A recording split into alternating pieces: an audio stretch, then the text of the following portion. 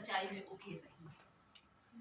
महात्मा गांधी स्वावलंबन के विचार की हत्या तो कर ही रही है, लेकिन ग्रामीण अर्थव्यवस्था के ऊपर एक बहुत बड़ा जटिल डिजिटल हमला भी कर रही है। भाजपा की सरकार महात्मा गांधी जी से इतनी भयभीत क्यों है? उनको विलोपित कर उनकी स्मृतियों पर बुलडोजर चलाने का काम क्यों कर रही है? क्या हासिल करना चाहती है ऐसे संदेश से? ये देशवासियों की आस्था का राजनीतिकरण, गरीब की रोटियों का सांप्रदायिकरण हो रहा है। बीजेपी का ये राम राज्य नहीं, नाम राज्य की सरकार चल रही है। दरअसल गांधी जी के नाम को हटाने का प्रयास एक जवाबदेही को हटाना है जो सरकार का गरीब के प्रति है, और इस नाम को बदल के वीबी राम जी किया जा रहा है। बीबी का है विकसित भारत। कैसा विकसित भारत?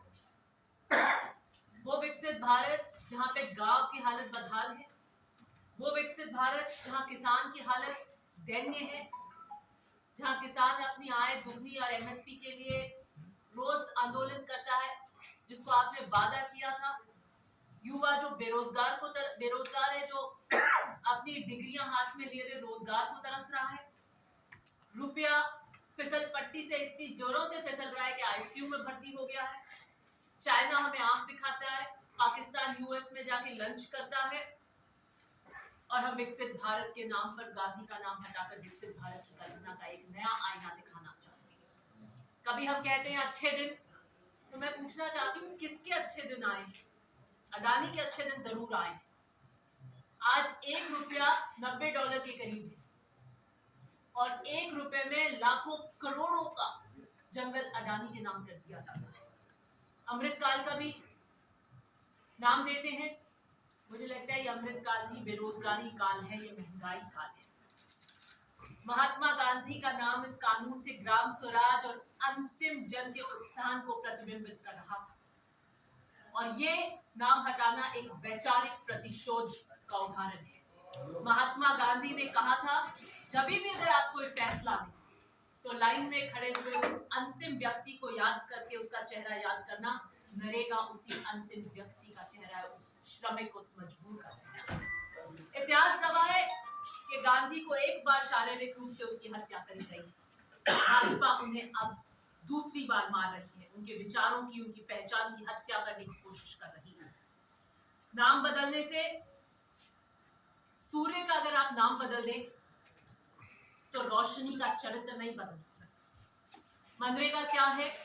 इसके अंदर सिर्फ नाम ही नहीं बदला जाएगा, इस मनरेगा की रीढ़ की हड्डी को तोड़कर पूरा ध्वस्त कर दिया है इसका।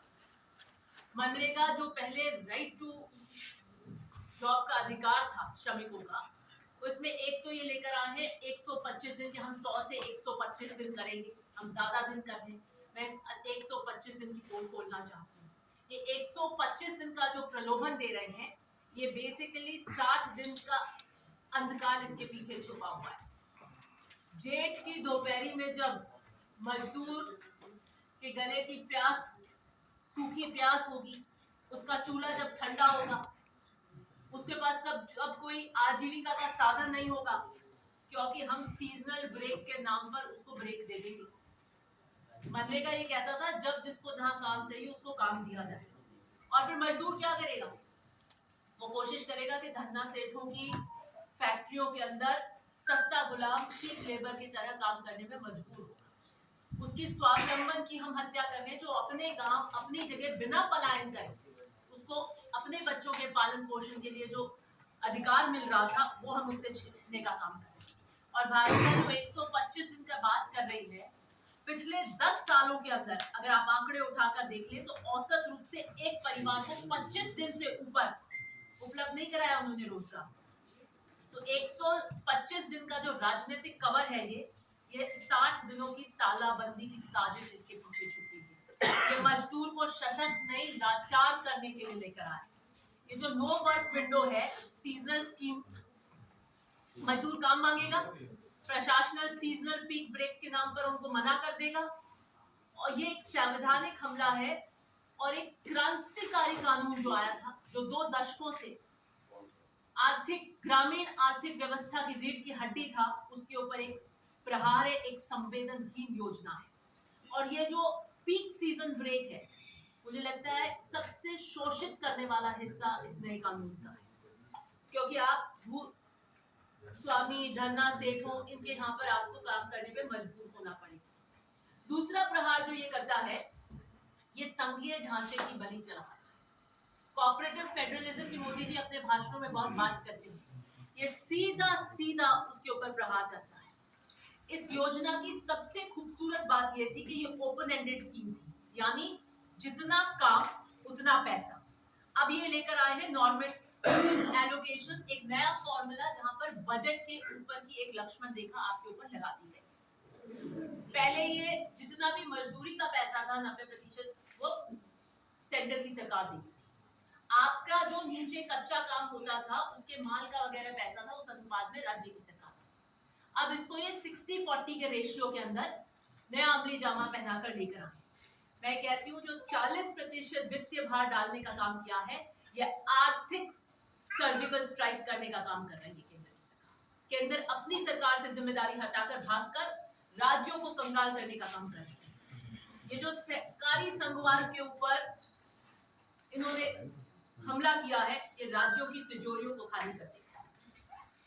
मनरेगा पहले डिमांड बेस्ड स्कीम थी, डिमांड ड्रिवन स्कीम थी, और इसको अब ये सप्लाई बेस्ड स्कीम में बदल रही है। ओपन एंडेड थी, फ्लेक्सिबल थी, मांग के अनुसार राशि, कच्चा माल, मजदूरी मिलती थी। अब आप इसको सीमित और नियंत्रित ढांचे के अंदर कैद करना चाह रहे हैं, सप्लाई बेस बना दिया है। सरकार द्वारा पूर्व निर्धारित आपूर्ति के ऊपर अब ये निर्भर रहेगी। पश्चिम बंगाल और झारखंड के उदाहरण है, आप देखिए कि जब जब संसद चलती है, बंगाल के सारे सांसद मनरेगा के फंड के ऊपर प्रदर्शन करते हैं। श्रीमती सोनिया गांधी जी ने अनेकों बार संसद में खड़े होकर किस तरीके से आप इसका वित्तीय बजट काटते हैं हर बार, और इसको बजट नहीं देकर इसको कमजोर करने का काम करते हैं, उन्होंने बार बार हटाया। इसके अंदर एक इन्होंने central mission mode super mission डाल दिया है, जिसमें तकनीकी खामी, सोशल ऑडिट बनाकर ये बताकर बहाना बनाकर कभी भी राज्य का फंड फ्रीज कर सकते हैं। ये वित्तीय स्वायत्ता पे हमला है और राज्यों के लिए एक सफेद हाथी की तरह इसको बांध दिया है। ये विकास नहीं है, ये बहुत ही बड़ा वित्तीय छल सरकार का है। ये संविधान की मूल भावना के खिलाफ भी है, ये एंटी कॉन्स्टिट्यूशनल भी है। मनरेगा में काम करने वालों का आंकड़ा ये है कि 19%, करीबन 20%, 19.75 मजदूर, श्रमिक, दलित वर्ग के हुआ करते थे। 17.47% आदिवासी, 38% पिछड़ा वर्ग, आर्टिकल 14, 15, 16, आर्टिकल 21 ये बिल्कुल उस भावना के खिलाफ काम करता है, जहां पर हम जीवन और आजीविका के अधिकार की रक्षा करते हैं। हम डिसेंट्रलाइजेशन की बात करते हैं, लेकिन ये बिल्कुल विकेंद्रीकरण के उलट हो रहा है। हम ग्राम सभाओं और पंचायतों के पास में पहले ये अधिकार था, जो अब पूरा का पूरा केंद्र के पास में समेट दिया गया है। संविधान को कमजोर कर जो मनुस्मृति को मानते आए हैं, ये उस दिशा में अग्रसर है। और जिस तरीके से इस मनरेगा को गांधी के नाम से हटाकर और इसके पूरे ढांचे को बदलकर, ये पूरी तरह ये दर्शाता है कि ये सरकार दलित विरोधी, श्रमिक विरोधी, महिला विरोधी और गांव विरोधी है।